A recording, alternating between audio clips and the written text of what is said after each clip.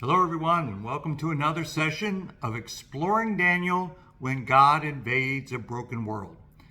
And in this session, we're going to look at the mysterious time references that occur throughout the book, and there are several of them. We have the reference to 7 times in chapter 4. It's repeated various times. We have a reference to time, and half a time, and we find that in chapter 7 and again in chapter 12. And then, of course, there are the many references to 7 and 70 in chapter 9, 70 years in 9:2. And it's broken down into 77s, 7 sevens, 62 sevens, the middle of the 7. So we have a lot of 7s to discuss in chapter 9. And then we have reference to mornings and evenings in chapter 8 and days in chapter 12. And then we have the ubiquitous phrase, time of the end. It occurs a half a dozen times throughout the book. So what do all these time references refer to? How are we going to get our arms around them? Well, let's take a first look, shall we, at the big picture. There are really 3 pictures of time, if you will, or 7s. We have the very prescient image, if you will, in chapter 4 of the 7 times. Remember the image of Nebuchadnezzar, the tree that is cut down, and the heavenly interpreter through Daniel tells Nebuchadnezzar that this is an image of him, that he will be cut down to a stump. And it turns out that references a time of judgment that is 7 times. Interpreters think perhaps maybe 7 years, we don't know, but it's a time of judgment for his failure to recognize that God is the true king of the universe. This image of judgment repeats itself throughout the rest of the book. And in the beginning of that important chapter 9, we see a reference to the 70 years of judgment. It grows a larger period, if you will, and it's a judgment on God's people for their failure to recognize who is their king and their God. And then later in chapter 9, that 70 years is expanded to 70 times 7. So the key here is this idea that there is a period of judgment, and the 7 suggests an ever-expanding period of judgment because of the people's failure to see God as God. So that's the big picture, and it comes together in chapter 9. 9 is the key, the image, the structure that is put together here. It is the framework through which the other time references run.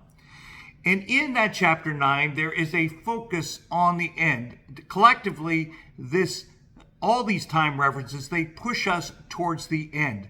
That final period, that time of the end, we have a middle of the 7, times and a half a time. The evenings, the mornings, the days, they're all talking about an end. So clearly there's a message here for Daniel to look forward to what's happening in the future.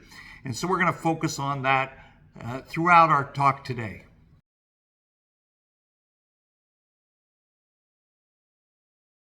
So then, as we look at chapter 9, we see that it contains both a prayer and a vision. And both of these occur in what we're told is the first year of Darius, son of Xerxes.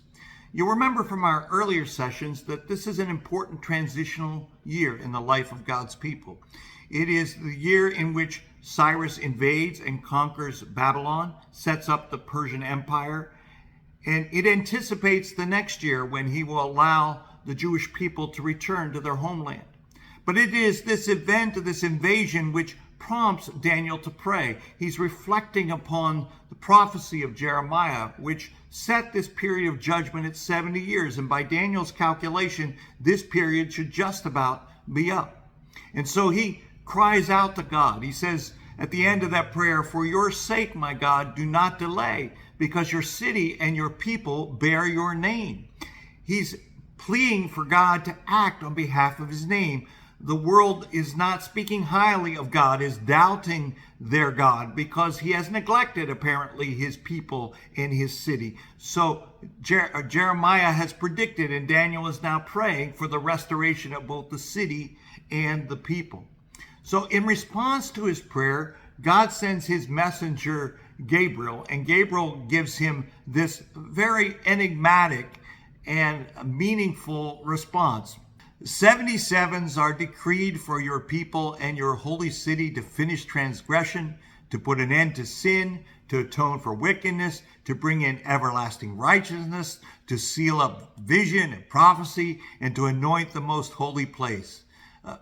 A glorious fulfillment of everything that is promised to God's people. It will take 77s for that to come to pass. Well, in the following verses, it turns out that 77 is broken into sections. It talks about 7 sevens followed by 62 sevens. So you put that together, that's 69 sevens. And then we have the very last 7. And most of the activity, most of the description, most of the prophecy all centers around that last 7. We see that in the other chapters. The other chapters anticipate the fullness, if you will, of the activity around that last 7. In Daniel chapter 7, we see that last 7 broken up and expanded upon into a time, times, and half a time. It's like an ever-expanding story, if you will. First you have 7 sevens, 62 sevens, then the last 7, but then the last 7 opens up into a time, times, and half a time. So the events described in chapter 7 kind of squeeze in to this last 7. Likewise, you heard in Gabriel's response about the restoration of his sanctuary, right? Well, in Daniel chapter 8, we see a prophecy about that restoration, and we are told that it will take 2,300 evenings and mornings for that sanctuary to be restored. If you look at a calendar and you try to work that out, that's somewhere between 6 and 7 years, let's say. But that phrase, evening and morning, it takes us back to the story of Genesis. We are told that the world is created in 6 evenings and mornings. And then the 7th day begins, but it never seems to finish. So is there a relationship here between the 2,300 evenings and mornings, that 6+ years that it will take to restore the sanctuary, or the 6+ times? Is there some relationship to that? And the 6 evenings and mornings there in creation? Well, we'll have to look into that, won't we? And then the last time we see this intersection is in chapter 12. It's reflecting back on what is said in Daniel chapter 9. And there it's put in terms of days. 1,290 days that the people will be oppressed. But blessed is the one who lasts beyond that, who lasts 1,355 days beyond the end, if you will, of this last 7. So you can see just by this brief casual look, a brief glimpse of these other prophecies, they all center around this last 7, the all-important last 7, as we find it in chapter 9.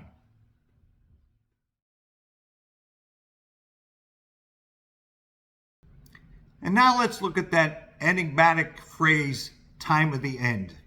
It occurs 6 times in Daniel, twice in chapter 8, twice in chapter 11, and twice in chapter 12. In chapter 8, Daniel's told that the vision of the ram and the goat, it concerns the time of the end. And then 2 verses later, the statement is expanded.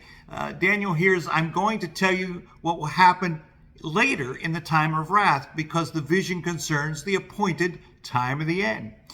And at this point, the messenger explicitly identifies the kings of Media and Persia as the ram, the 2 horns of the ram, and the goat as the king of Greece.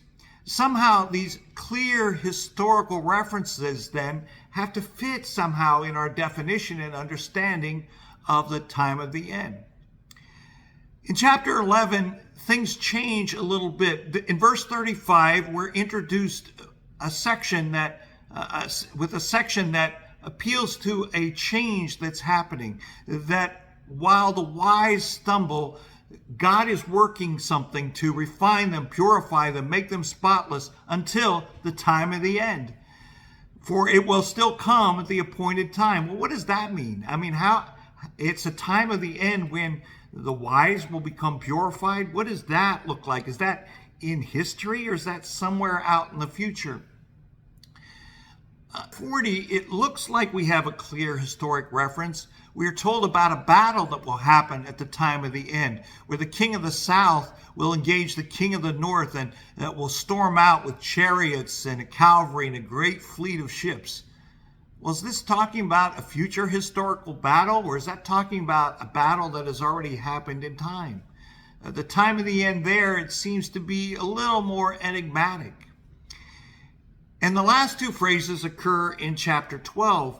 And then we are told that Daniel is commanded to roll up and seal the words of the scroll until the time of the end. So that's clearly somewhere in the future when this scroll will be unfurled. And then later we are told in a similar way, go your way, Daniel, because the words are rolled up and sealed until the time of the end.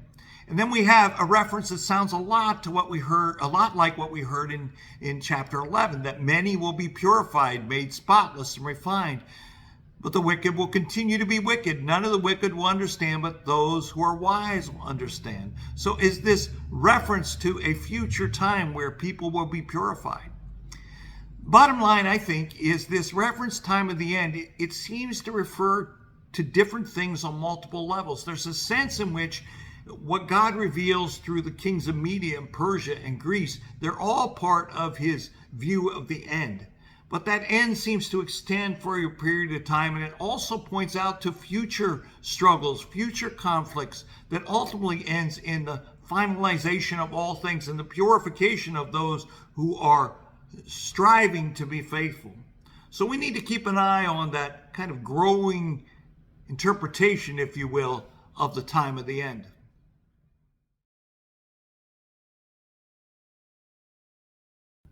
Now that we've looked at this framework of 77s as we see it in Daniel chapter 9, and we've looked at some of the other mysterious time references as we find them throughout the rest of the book and how they plug into this framework, let's think about interpretation. How do we get our arms around what this framework really means? Not surprisingly, we have a difference of opinion. As we saw last week, when it comes to the images, the same sorts of differences exist here when it comes to interpreting these 77s. Some see that framework pointing to the time of Antiochus, the desecration of the temple around 167 BC. Others see this time frame referring to Christ and to the destruction of the temple in 70 AD. Some see it as including a reference to a future period, 7 literal years, that last 7, it's still out in the future. And still others see everything as a symbolic reference in some way. So let's step back and let's look at the evidence. And we'll begin at the beginning. Where do we start? In Daniel chapter 9:25, we read that the whole period of 77s starts from the time the word goes out to restore and rebuild Jerusalem. Well, when does that happen? Well, it kind of happens at multiple periods, multiple times in history. Some have proposed it happened very early at the time of the destruction itself under Nebuchadnezzar, 587, 586 BC. We don't have an explicit reference, but I'm sure we can assume that people were calling for the temple to rebuild as soon as it was destroyed. We do, however, have an explicit call to rebuild during the time of Cyrus. It's the time of Daniel. It's the very year that he receives this vision in 539 BC for the people to return and rebuild the temple. Later, we have a decree from Artaxerxes I for Ezra to go back and continue the rebuilding of the temple. And that same ruler will authorize a letter later to Nehemiah to return, 445 BC, and complete the walls there in Jerusalem. So all of these potential starting points have been offered by various interpreters. But then we have the second problem. Which anointed one are we talking about? In Daniel chapter 9, also in verse 25, we have an explicit reference to an anointed one who will come, and that this anointed one will be cut off just before this last 7. Well, which anointed one are we talking about? Some have proposed it's a reference to the high priest, Onias III, 171 BC. Last week we heard about Onias, that it was Antiochus IV who was behind his murder. Still others, of course, see this reference to Jesus, the Anointed One, the meaning of the word Christ, in his crucifixion around 33 AD.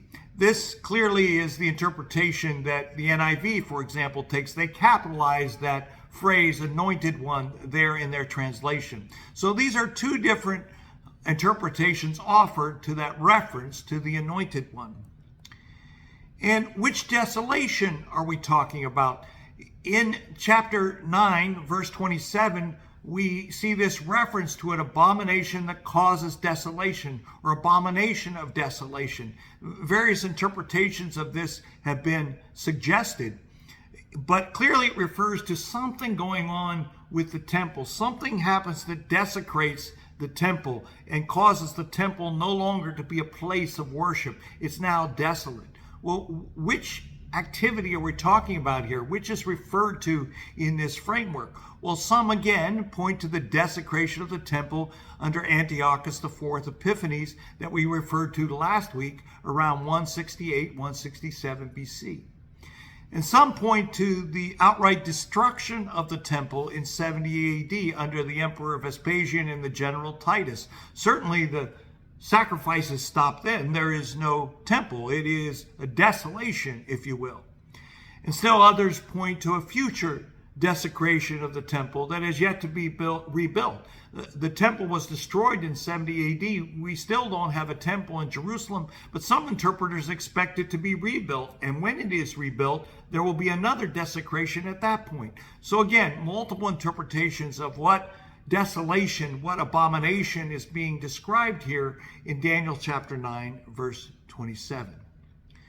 So those are all the particular starting points, marking points in the calendar. But does this all work in history? Can we tie these events to particular dates?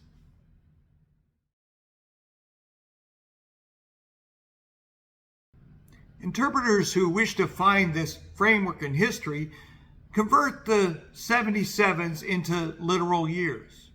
So if we do the math then, 77s would be the equivalent of 490 years. 7 sevens would be the equivalent of 49 years. 62 sevens would be the equivalent of 434 years. And if you add that together, we're talking about 69 sevens or 483 years. That marker is important because in Daniel chapter 9, a lot of events happen right around that 483, that 69-7 mark, just before we get into the last sevens. And is that last seven a literal 7 years? Well, to get our arms around that, we also have to think a little bit about what calendar we're using here. In our culture, the sun determines the beginning and ending of months and years.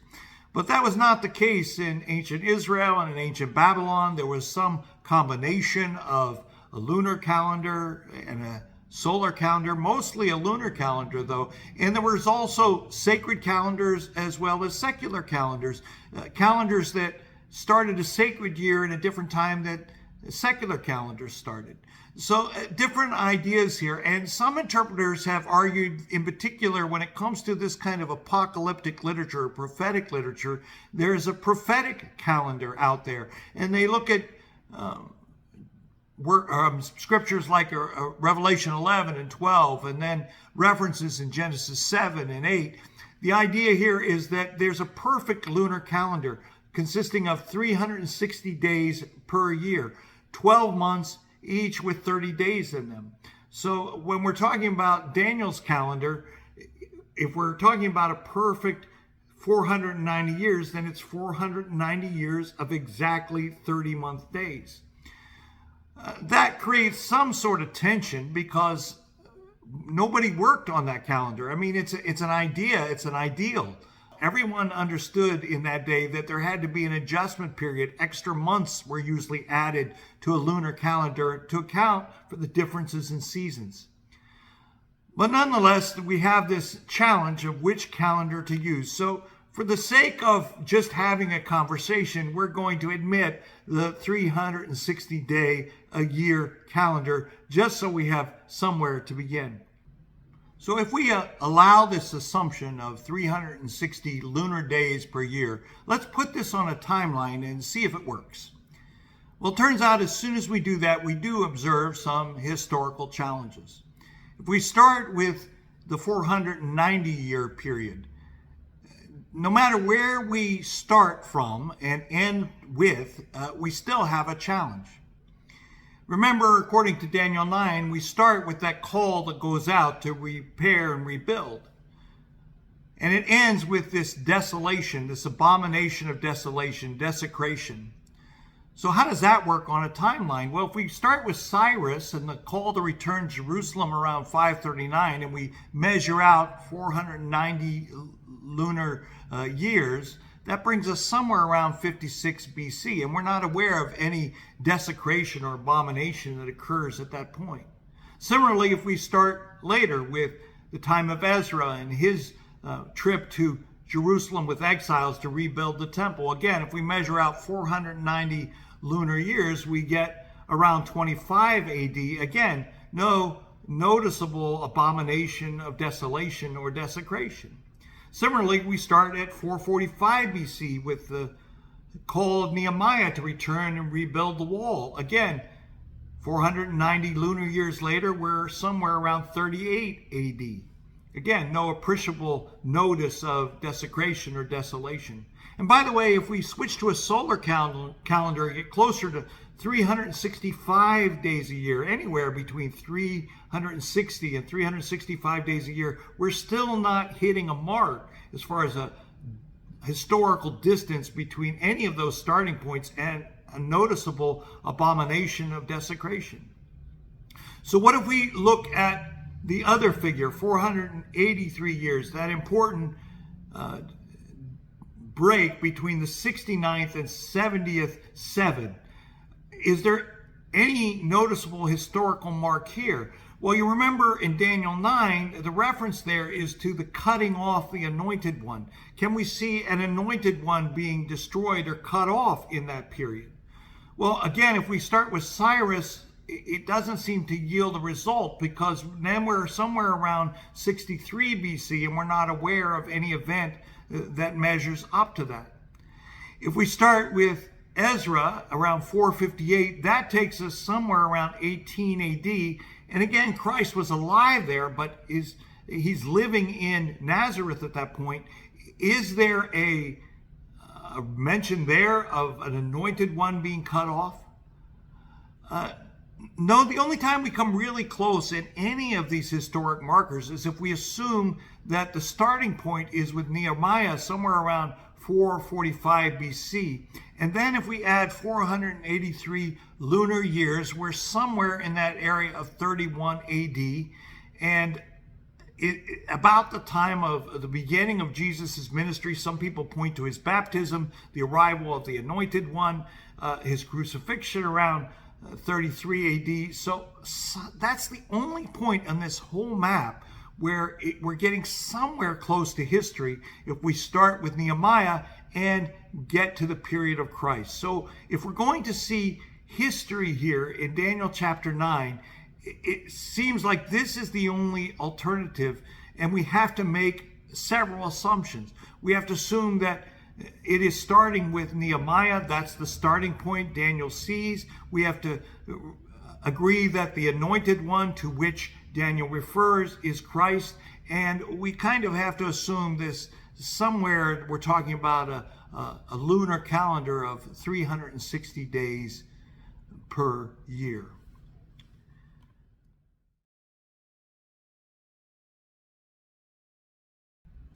Some interpreters look at these historical challenges as a clue. They see that there's only one historic calculation that seems to work, and that is if we assume that we start with Nehemiah and get to the period of Christ. But that only gets us to the end of the 69th seven. Where's the 70th seven? How come nothing in history can be compared to that? Well, earlier sessions, we referred to the dispensational view, the view that sees a future fulfillment of 7 literal years. For these folks, there is a break, a gap between the 69th and 70th 7.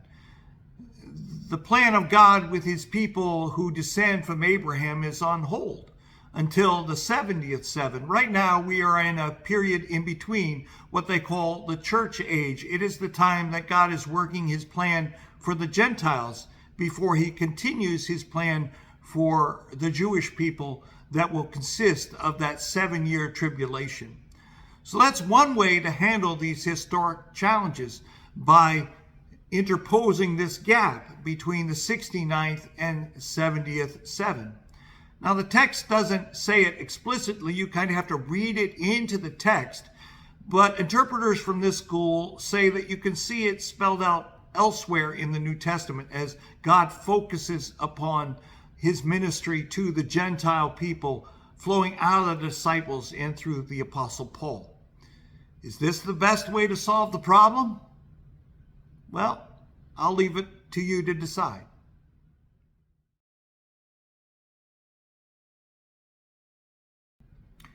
There's one more perspective here that we ought to examine when it comes to interpreting these 77s, and it starts with a section of the Old Testament. We call it the Pentateuch, or the Torah, the laws of Moses.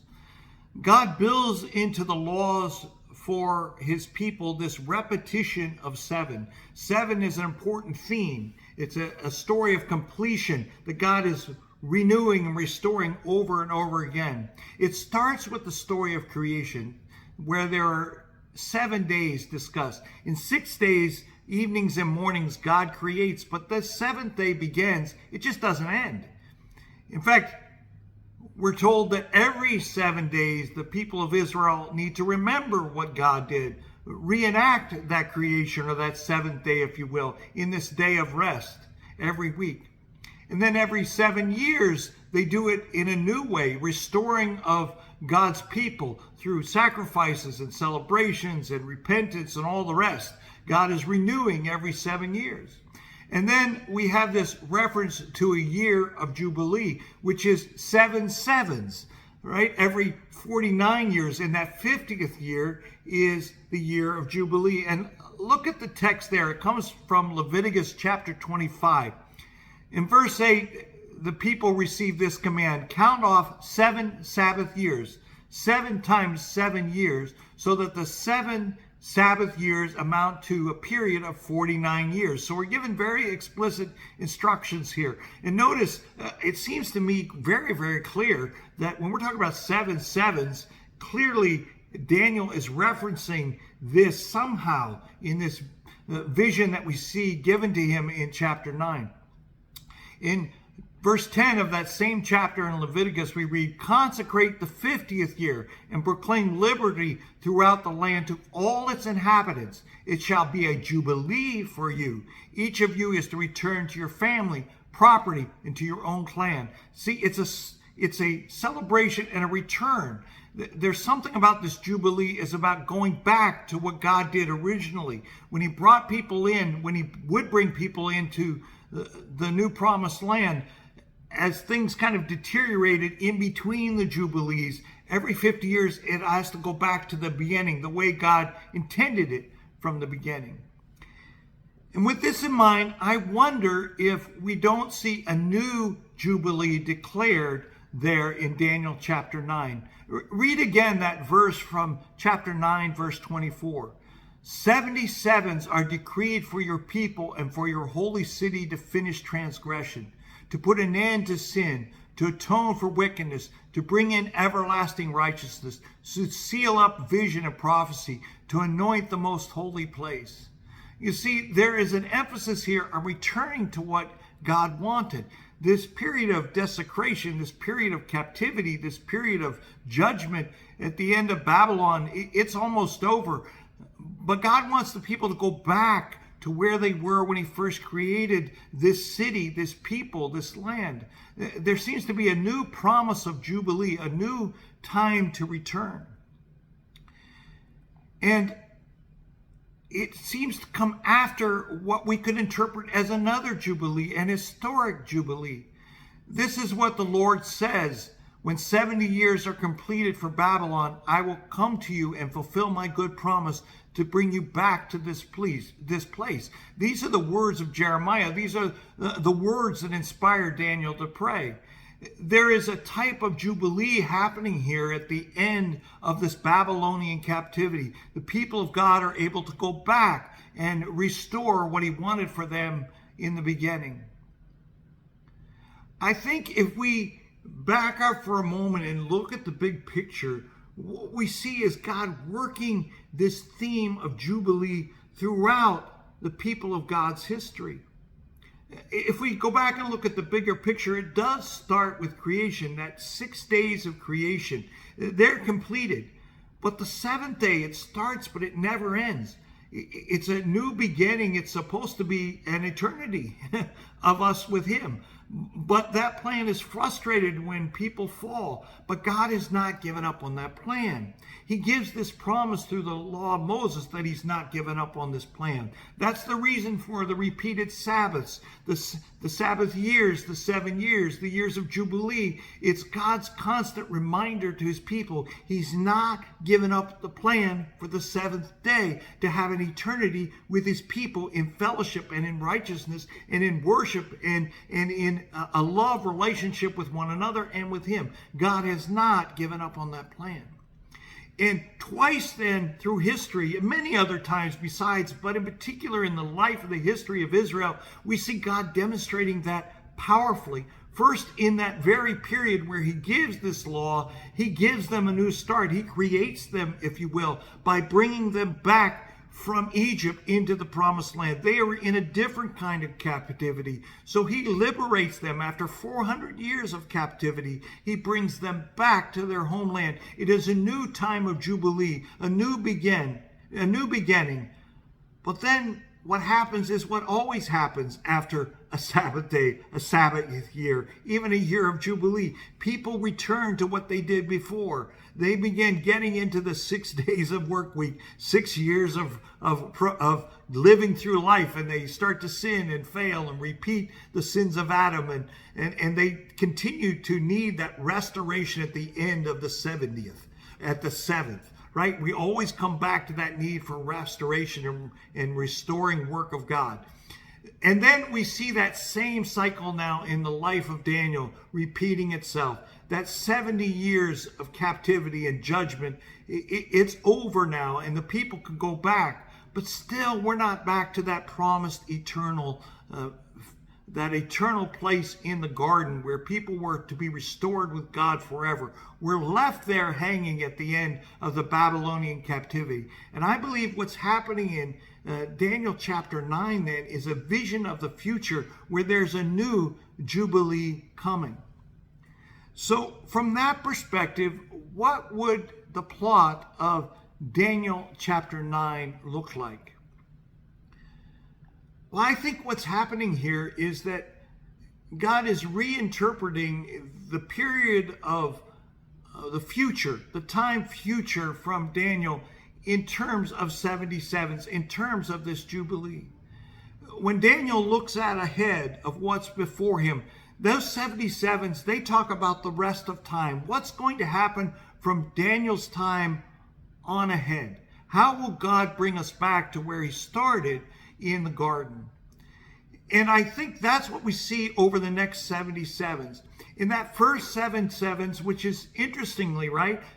7 times 7, 49 years, that first instance of Jubilee, if you will, after the Babylonian captivity. I think that's a way of telling us that Jerusalem will be rebuilt. The temple will be rebuilt. So it's on the way to the end. There is going to be a Jubilee. People will be able to rejoice when people come back to the temple. So I think that's happening in that first 7 sevens. That's a symbolic way of talking about the restoration, the Jubilee of Jerusalem and the temple. And then there is the time in between, the 62 sevens. I don't think it's a literal number. That's my interpretation. I think it's just telling us that there's a period in between that restoration of Jerusalem, an indefinite period until we get to that last 7. There will be all sorts of cycles happening that time. Ongoing Sabbaths, ongoing Sabbath years, ongoing Jubilees, yes. But it will be totally different. What Daniel 9:25 tells us, it will be filled with wars and desolation. So that's that long span of history. But then we get to that critical last 7. And what we saw in Daniel chapter 7 is that inserted into this last 7 is a time, and half a time. So it's like this 7 expands to contain a new piece of information. In many ways, it's kind of a expanded and reflected version of what we saw before, right? We have 7 sevens, a fixed small time, followed by a longer time, followed by a small time, this 7 sevens, and what happens in the middle of that 7. Now we get a short time, a time like the Babylonian time, that short period of time, then followed by a longer time, the times, plural, and then we get again to that end, the very end. Well, I think this is where Antiochus comes in. He's that time, if you will. It is that he's within that last 7. We're in the last phase of God's plan here when we get to the period of Antiochus. And in many ways, what happens under Nebuchadnezzar and the captivity there, it happens again and repeats itself in that first time of the last 7. That story of Antiochus where the temple is desecrated and needs to be restored. So that happens in 167, 168 BC, in that area. That's a marker for God. The people of God, as we've seen before in the last sessions, people see that event and they know God is at work. He's continuing his plan here of Jubilee that he started with the restoration after Babylon, now continuing after the time of Antiochus. But then we enter that period of times again, just like the 62 sevens. Now we're in that period of times, and it's an extended time of more wars and more desolations. That will continue for a period until again we get to the half a time. And that last half a time, it is that middle where something critical does happen. It is that period where the anointed one is revealed. It is where that anointed one is cut off. That anointed one is the key to understanding how this 7 will come to an end. It occurs during the revelation of Christ. And in Daniel 7:13-14, I think that's that bigger message there of time, times, and half a time. It's telling us very importantly that revelation of the anointed one is the critical piece of truth that we see. There's a declaration here that God's act of jubilee and freedom has occurred. The eternal jubilee has begun now because Christ has come and restored things to the way they were. We're back into the eternity that God promised in that 7th-day creation. It's already begun in Christ. It's just that it has not been fully revealed yet to everyone here in time. So I believe really that's what the story of chapter 9 is about. That we need to look ahead to this revelation of the Son of Man. And when that revelation occurs, rejoice because the eternal jubilee has begun. Now, it's not been revealed to everyone yet. Not everyone has experienced yet. It will crash into history at the time and choosing that is up to God, not to us. There's no measurement on that. It's when his calendar intersects our human calendar. I don't believe these 9s are meant to describe our human calendar. No, they're God's calendar, and he will act when he is ready. But when he acts, the eternal jubilee will begin.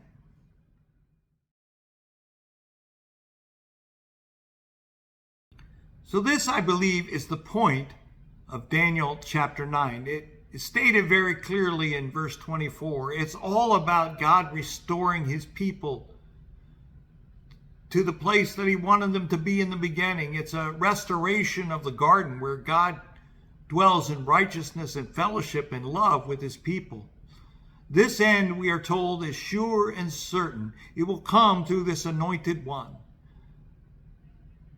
But it will come on God's time, on his calendar, not on ours. And I invite you to come back next week as we look at this challenge.